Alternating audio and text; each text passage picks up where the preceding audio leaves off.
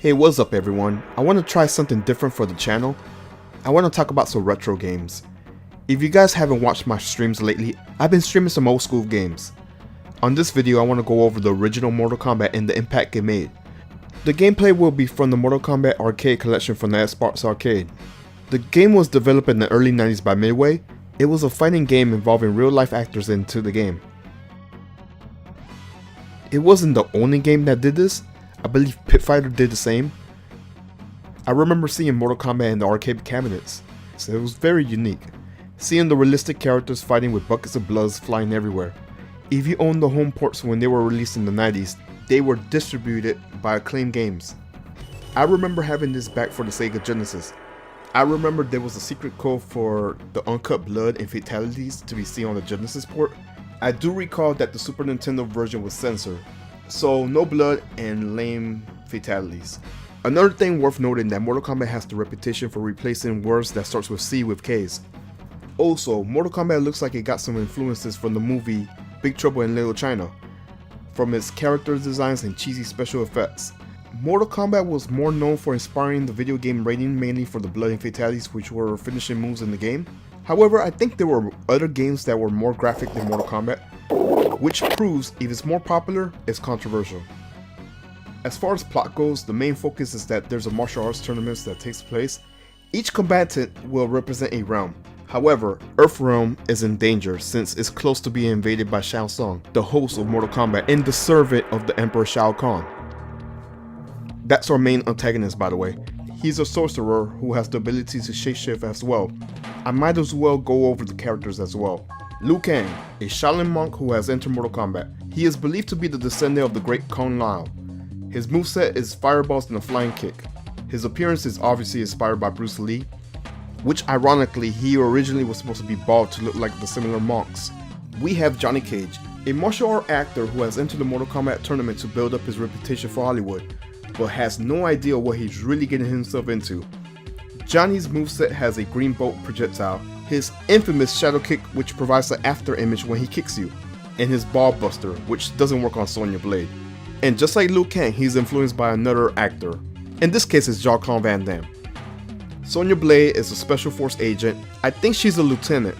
But anyway, she's pursuing a member of the Black Dragon, which is Kano. She enters Mortal Kombat to get a lead. Sonya's moveset has her ring toss projectiles, her leg grab, which is where she does a handstand and grabs you with her legs and slams you on the ground, and she has the square flight, which I always thought was a weird attack unless your opponent likes to jump a lot. Next up is Raiden. He's the Thunder God and serves as the leader and mentor to the characters I mentioned earlier. He guides them into Mortal Kombat. His moveset allows him to teleport, he has his Superman dive where he yells nonsense, and he has his lightning attack. Raiden is one of the biggest influence I think that came from Big Trouble in Little China, mainly because of his hat. Okay, that's it for the protagonist. The next characters I'm gonna mention are either anti-heroes or antagonists. We have Kano, a mercenary from the Black Dragon clan, which is a dangerous group of cutthroat madmen. He is the antagonist to Sonya Blade.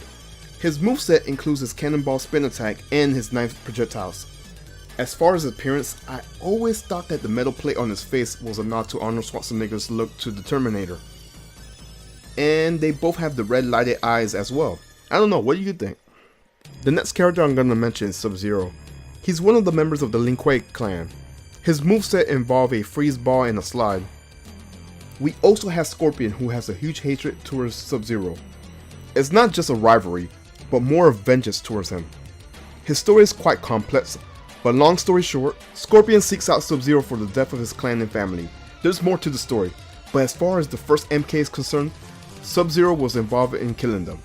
Scorpion's moveset involves a teleport punch and his infamous spear with his infamous quote, "Get over here!" Alright, that's all for the playable characters. However, there's still hidden fights like Reptile, which is another palette swap ninja of Sub-Zero and Scorpion. He's green and he also has both abilities in the bottom of the pit.